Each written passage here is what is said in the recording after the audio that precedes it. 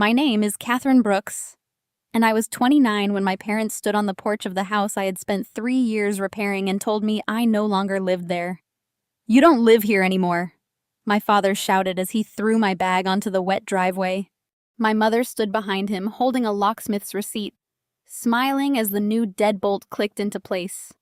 By midnight, they had posted a photograph of themselves raising wine glasses inside the house with the caption, "Finally free of the daughter who used us."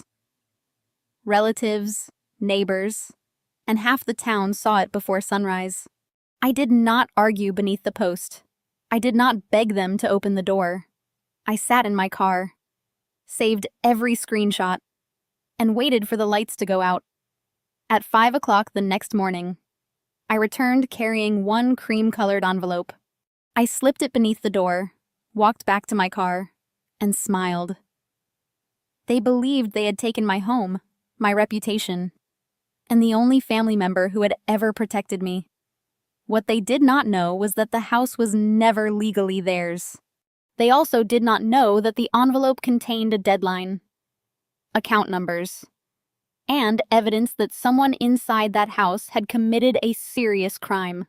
Before I tell you what my father screamed after opening it and why my mother ended up crying on the kitchen floor, tell me what time it is, where you are, and where you're watching from. I want to know how far this story has traveled before their entire world begins to collapse.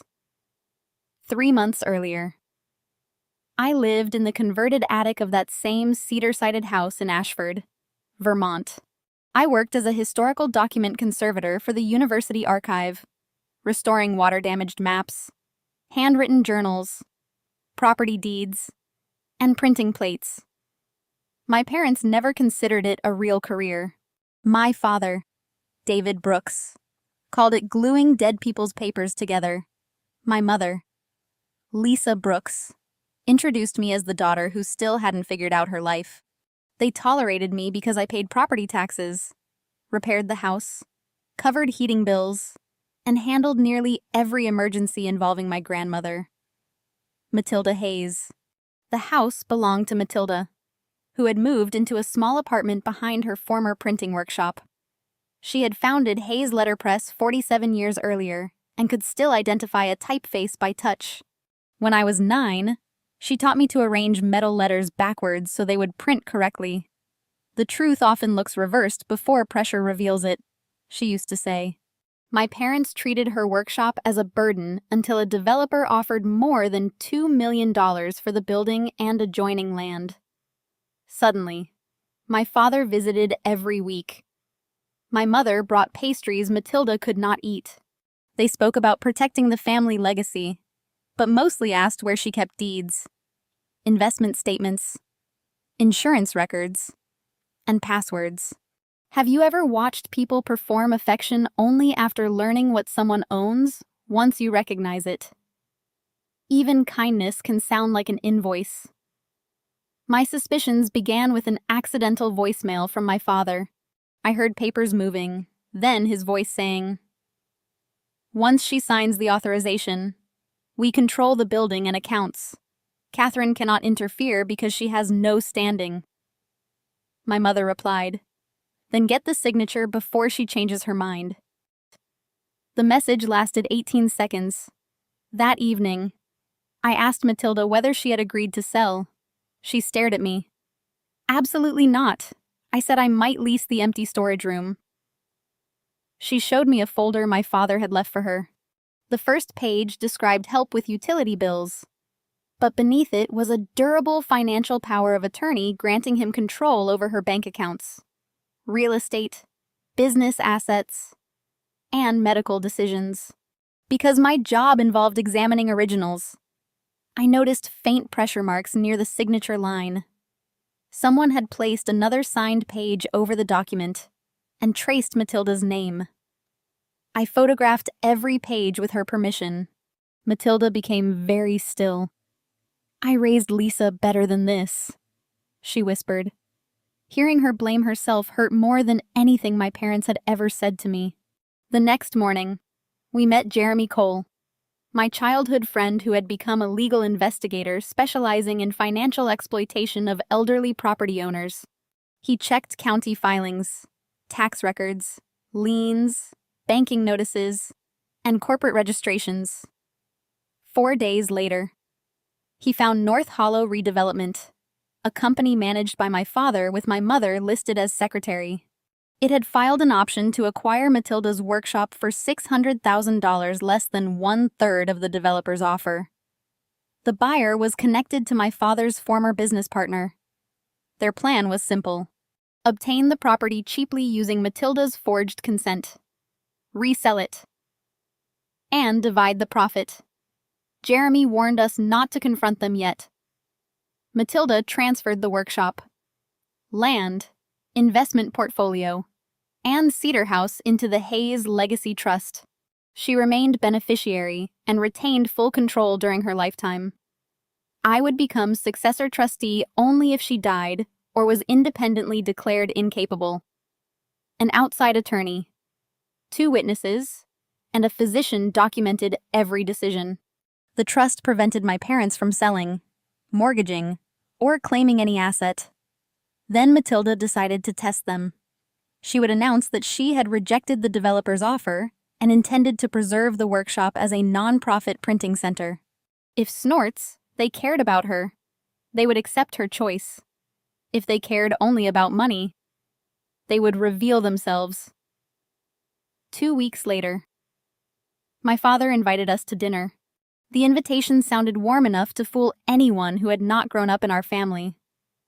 My mother said she was cooking rosemary chicken, my childhood favorite, and my father wanted a calm discussion about everyone's future. Before dinner, Jeremy helped me install an encrypted recording application on my phone. Matilda carried no documents. I carried copies of the trust certificate, suspicious power of attorney form, and North Hollow filing. I still hoped my parents might retreat once Matilda spoke clearly. Dinner began with compliments. My mother praised Matilda's scarf. My father poured sparkling water and asked about her knees. Then he placed a brochure beside her plate showing smiling elderly people outside an assisted living complex 90 miles away. "They have an opening next month," he said. "We already submitted your information." Matilda lowered her fork. "You applied without asking me." My mother leaned across the table. "We knew you would resist. Responsible family members sometimes have to act first." My father said the workshop was unsafe. The stairs were dangerous, and the property had become too much for her. He mixed legitimate concerns with a hidden financial goal and called it compassion. Matilda told them she had hired contractors and planned to create a non-profit apprenticeship program. My father's expression changed. "Using what money?" he asked. "My money. B," she replied. "And my building." My mother stopped smiling. "That property is the family's only real opportunity. Do you understand what $2 million could do for all of us?" Matilda looked directly at her. "It could show me which of you values money more than my wishes." My father turned toward me. "You put this idea in her head." I said Matilda had made her own decision. He laughed and asked whether anyone would believe an 82-year-old woman had suddenly created a non-profit after spending time with a daughter who restored worthless scraps. I asked why North Hollow had filed an option on her property. The room fell silent. My mother tightened her grip on her napkin. My father claimed the company was only a planning vehicle designed to protect Matilda from taxes. "Planning for what?" I asked. "She never authorized a sale." First, he said she had verbally agreed. Then, he said she had forgotten. Finally, he said she had signed paperwork at the workshop. Matilda asked to see it. He said the lawyer had it. I placed the county filing on the table. This says the option was executed on March 3rd at 9 o'clock in the morning. Matilda never looked away from him. On March 3rd at 9 o'clock, I was having cataract surgery in Burlington. My mother whispered his name, but he insisted the date was a clerical error. I showed them the traced power of attorney packet. My father's chair scraped backward. "You went through private documents," he demanded. I reminded him that the documents had been left with the woman whose property he wanted to control. My mother accused me of poisoning Matilda because I wanted an inheritance. That accusation almost worked because they had trained me to feel selfish whenever I objected to being used. Matilda ended the argument. I transferred my property into a protected trust. My father's face lost its color. He asked who controlled it. She said she did with an independent attorney supervising extraordinary transactions. She did not mention my future role. My mother began crying from panic. Not remorse. After everything we have done for you, you shut us out. Matilda reminded her that they lived rent-free in her house, had borrowed money repeatedly, and had received more than $100,000 over the years. My father struck the table. That house is ours. You gave it to Lisa. Matilda replied that she had allowed them to live there but never signed a deed. The argument ended when Matilda became dizzy. I took her outside while my mother accused us of staging the evening. Afterward, my parents began attacking me. My mother told relatives I had isolated Matilda and manipulated her. My father contacted my employer and claimed I had used confidential documents for personal gain. An internal review cleared me. But for 10 days, my colleagues looked at me differently. My parents also called Adult Protective Services and reported that I was exploiting Matilda. The investigation ultimately strengthened our case because she spoke clearly and produced independent legal records. But it humiliated her. A social worker asked whether I threatened her, withheld medicine, or controlled her money. They would rather call me incompetent than admit I said no, Matilda said afterward. Jeremy then discovered something worse.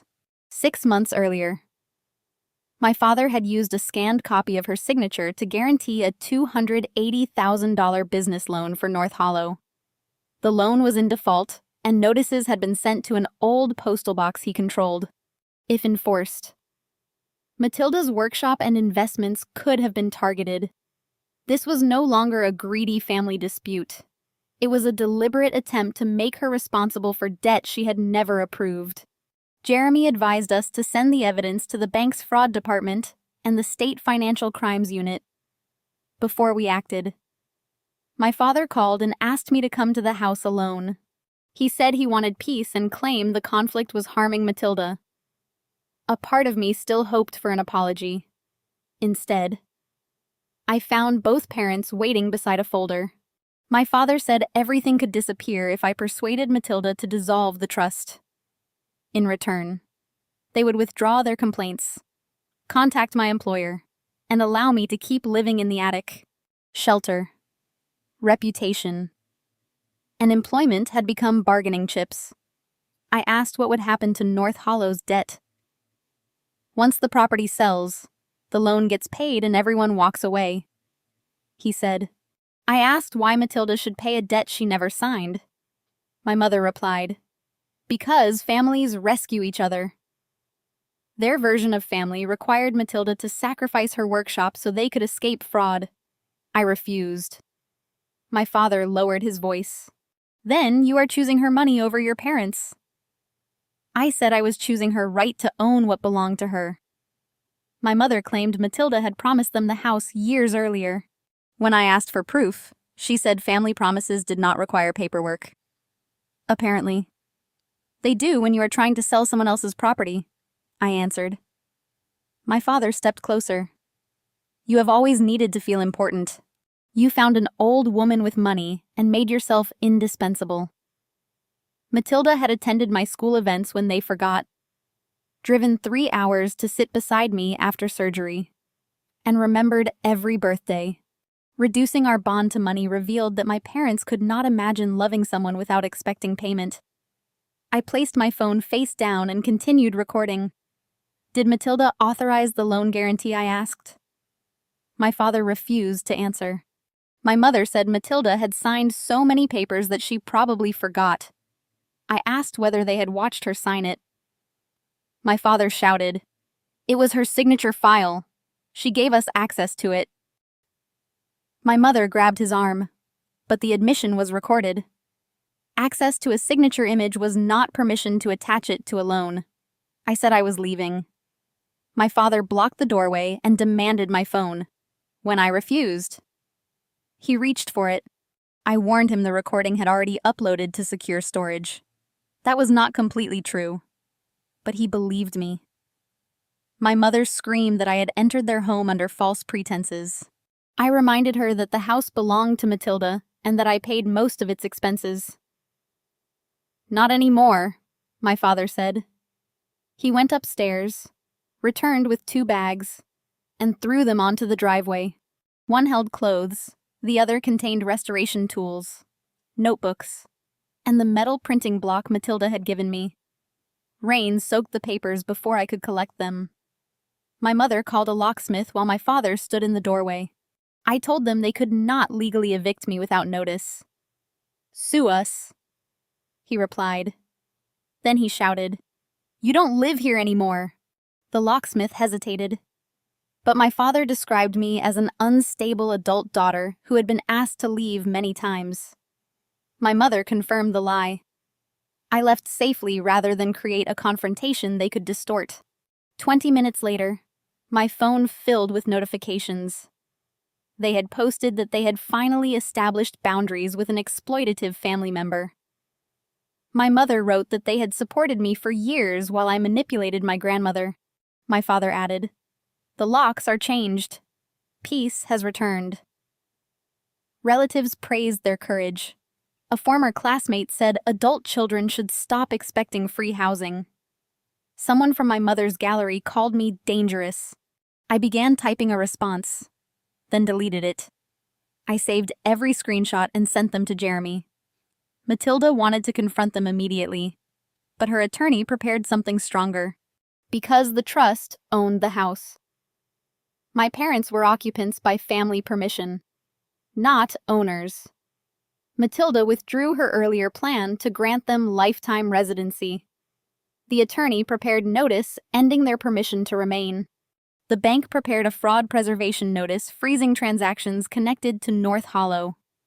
The state investigator ordered them to retain all records. The trust's attorney prohibited removal of property because the house might contain evidence. All 4 notices went into one envelope with a handwritten letter from Matilda. "They made a spectacle of throwing you out," she told me. "Let the truth enter through the same door they closed." At dawn, I returned to the house. The new lock gleamed beneath the porch light. I slipped the envelope under the door, walked to my car, and watched the upstairs light come on.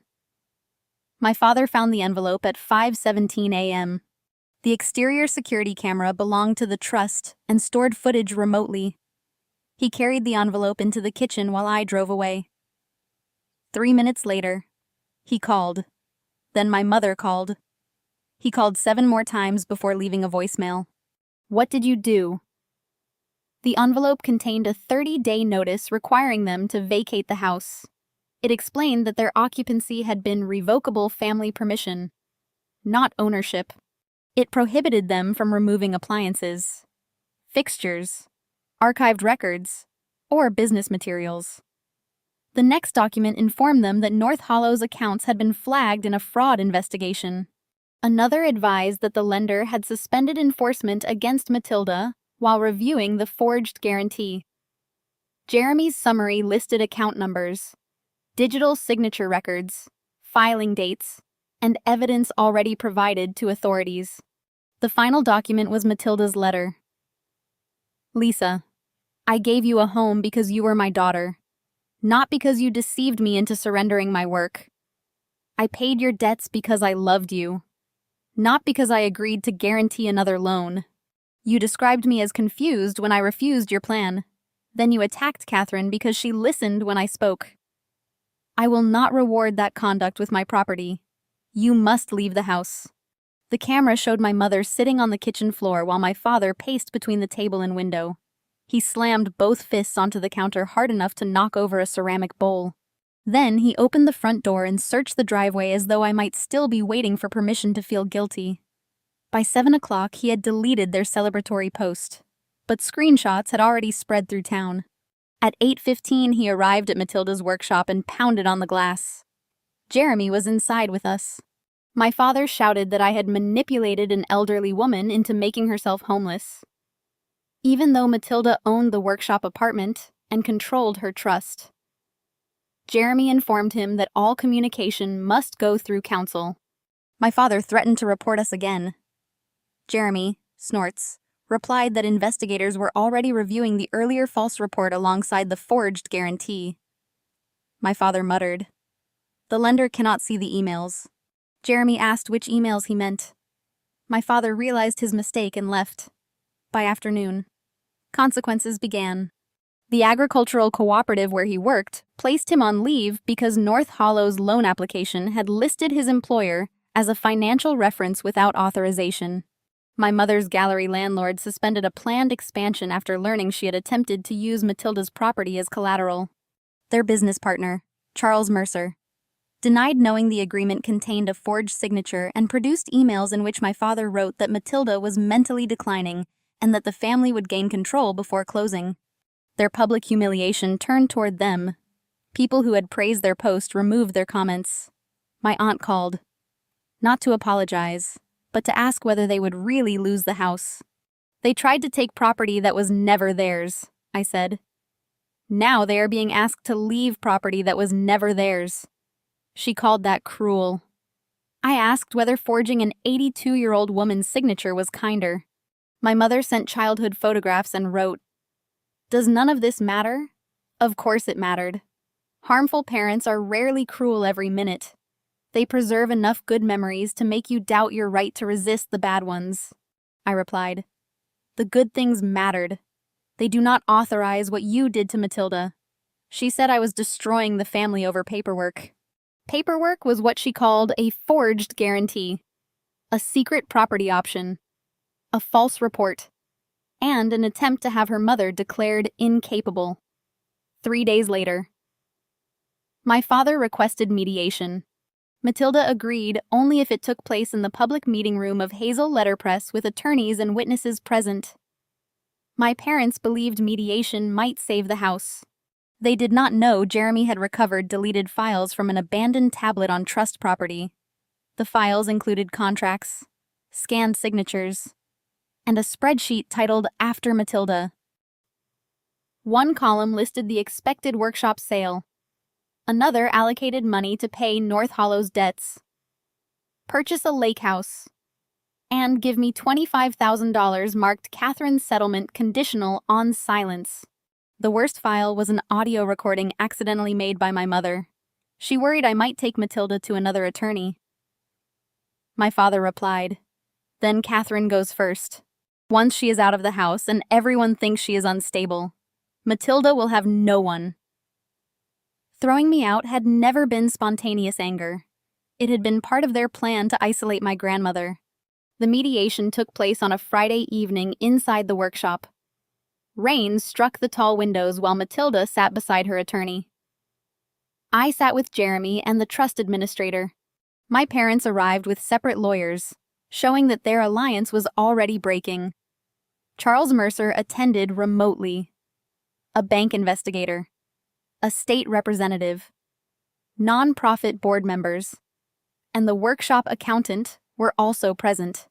My father described himself as a devoted son-in-law who had made technical errors while protecting an aging relative. He claimed Matilda had verbally approved the loan and forgotten. My mother's attorney argued that she had relied on her husband and did not understand the filings. Only weeks earlier, she had said they made every decision together. Now she was preparing to save herself by abandoning him. Matilda's attorney presented her medical evaluations, proving she was competent when the alleged guarantee was created and when she established the trust. Next came hospital records showing she was having eye surgery on the morning the property option had supposedly been signed. Then came the guarantee metadata. Her signature image had been copied from a holiday card scan stored on my mother's gallery computer and inserted into the loan file 18 minutes after my father emailed the lender claiming Matilda had signed in person. My father blamed an assistant but could not identify one. Jeremy displayed North Hollow emails. In one, my father wrote that the workshop could be acquired cheaply because the old woman trusts family and hates conflict. In another, he said I was emotionally dependent and could be removed if necessary. Charles's attorney claimed Charles had assumed I would move voluntarily, whether truthful or self-protective. His cooperation isolated my father. My mother said she had never known about the emails. Matilda's attorney placed a printed message before her. Catherine is the obstacle. Once she is gone, Mom will sign whatever David puts in front of her. My mother began crying. I was angry. I didn't mean it literally, Matilda asked. Which word did you not mean, Catherine? Gone, or sign? No one answered. Then the spreadsheet titled after Matilda appeared on a screen. The projected lake house purchase and my $25,000 silence payment were highlighted. My father blamed Charles. Charles produced the original email showing my father had created the file. My mother claimed she had never seen it. Jeremy displayed her reply. 25 is too much for Catherine. She will accept 10 if we remind her how much she owes us. Seeing my name reduced to a price made their intentions brutally clear. I asked my mother whether she remembered the night I stayed awake with her after her gallery nearly failed and used my savings to pay her vendors. Was that included in what I owed you? Her attorney advised silence. Finally. Jeremy played the tablet recording. My mother's voice asked. What if Catherine takes her to another lawyer? My father answered. Then Catherine goes first. Once she is out of the house and everyone thinks she is unstable, Matilda will have no one. My mother asked whether throwing me out would look suspicious. He said they would describe it as setting boundaries with an ungrateful adult child. People love that language. They will congratulate us. Their online post had used almost those exact words. My father stood, pointed at me, and shouted that I had stolen the device. His attorney ordered him to sit. I answered calmly. I spent years trying to earn your approval. Hatred would have been easier. You mistook my patience for dependence. You thought throwing me out would make me powerless. It only removed my last reason to protect you from consequences. Matilda's attorney presented a settlement. My parents would waive all claims to the house, workshop, trust, and investments. They would leave within 21 days, return trust property, surrender copies of Matilda's signature, and cooperate with investigators. My mother would transfer her North Hollow interest to a receiver. My father would resign as manager. Remaining company funds would be preserved for creditors and restitution. In exchange, the trust would not pursue additional civil claims for unpaid occupancy, property damage, or previous loans.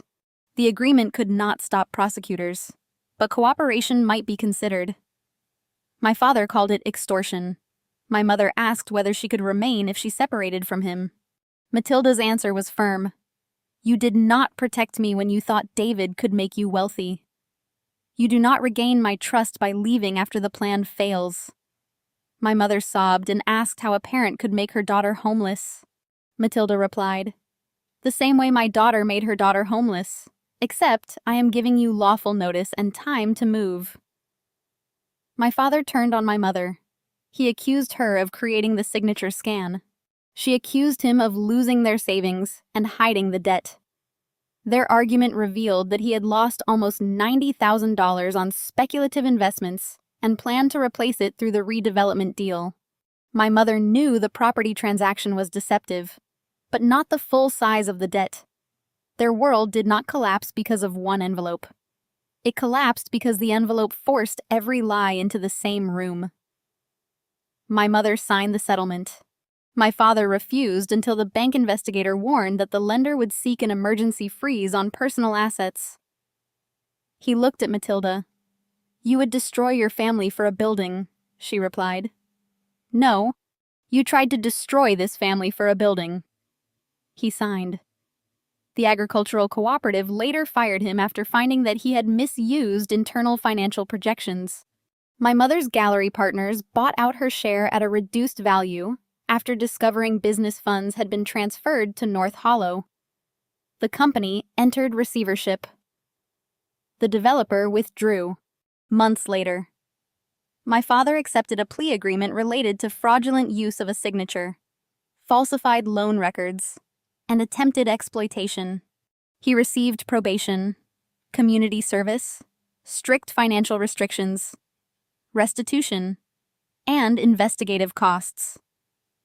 My mother avoided conviction by cooperating, entering a diversion program, and admitting her role. They were not dragged away in handcuffs, but they lost the house, their business plan, much of their reputation, and the authority they had used to control our family. Most importantly, they lost access to Matilda for several months. I lived in the apartment above Hayes Letterpress. I could have returned to the Cedar House after my parents left, but the rooms felt poisoned by what had happened. They had packed my certificates, journals, restoration samples, and birthday cards into boxes as though my life were clutter. The trust repaired the house and leased it to a new family. The rent funded Matilda's nonprofit. The workshop became the Hayes Center for Print and Preservation, offering paid training in letterpress printing, paper conservation, book repair, and archival digitization.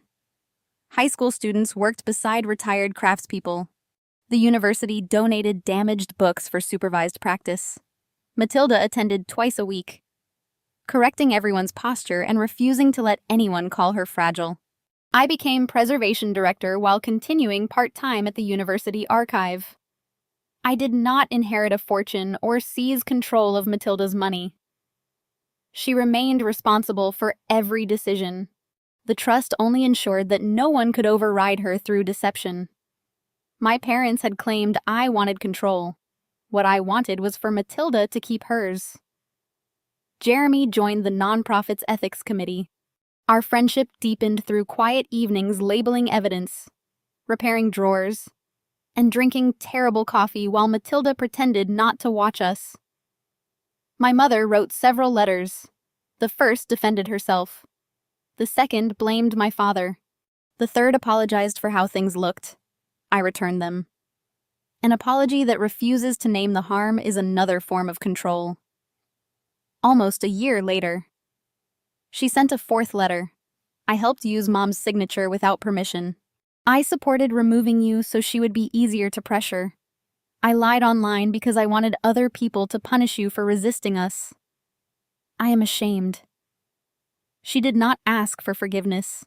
I kept the letter, but did not answer immediately.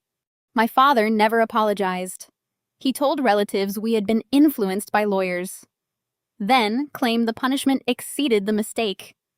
He still called it one mistake as though a single careless moment had caused everything. But there had been dozens of choices.